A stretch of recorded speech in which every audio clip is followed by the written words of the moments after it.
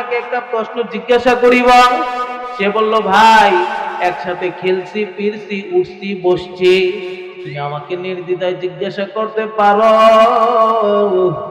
আমি তখন তাকে জিজ্ঞাসা করলাম যে আমরা জানি আমার মালিক ছাড়া দ্বিতীয় কোনো উপাস্য নাই।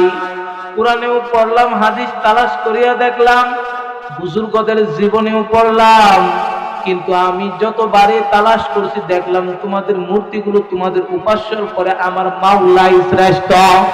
খ্রিস্টানদের উপাস্য, খ্রিস্টানদের ধর্ম নিয়ে আমি রিসার্চ করলাম, দেখলাম সবগুলো বিবেচনা করার পরে গুড়িয়া গাড়িয়া আমার মাওলাই শ্রেষ্ঠ।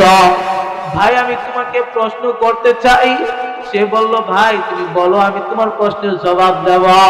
আমি বলবো, তুমি কি জানো যে তোমাদের উপাস্যর পরেও আমার মাওলাই শ্রেষ্ঠ?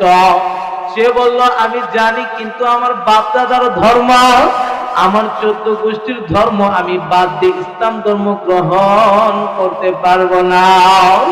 আমি তাকে দ্বীনের দাওয়াত দিয়েছি বাদান। আমি এরকম মাহফিল, তাফসীরুল কোরআন মাহফিল গুলোর মধ্যে তাকে ধরে এনে বসিয়েছি। শুধু বয়ান করি তা না, বয়ান শুনতেও কিন্তু আমরা যাই।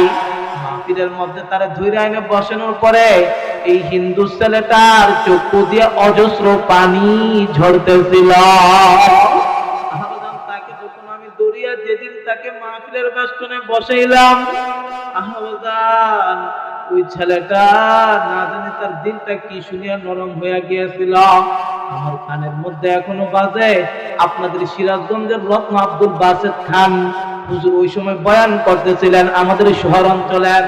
আমি তাকে নিয়ে বসে দেওয়ার পরে হুজুরের জাহান্নামের বয়ান শুনিয়া আমি অধমের চক্ষু দিয়ে পানি আসলো না।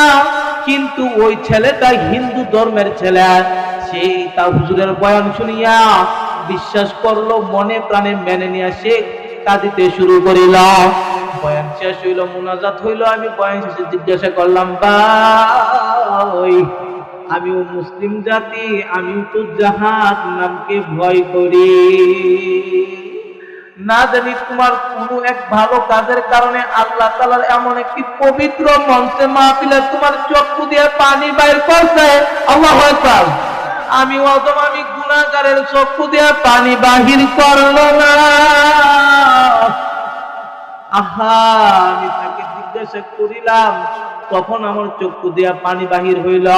সে নরম কণ্ঠে জবাব দিতেছে, কাউসার ভাই আপনি যেভাবে বলছেন তার চেয়ে বড় সুন্দর ধর্ম হইল আপনার ধর্ম ইসলাম।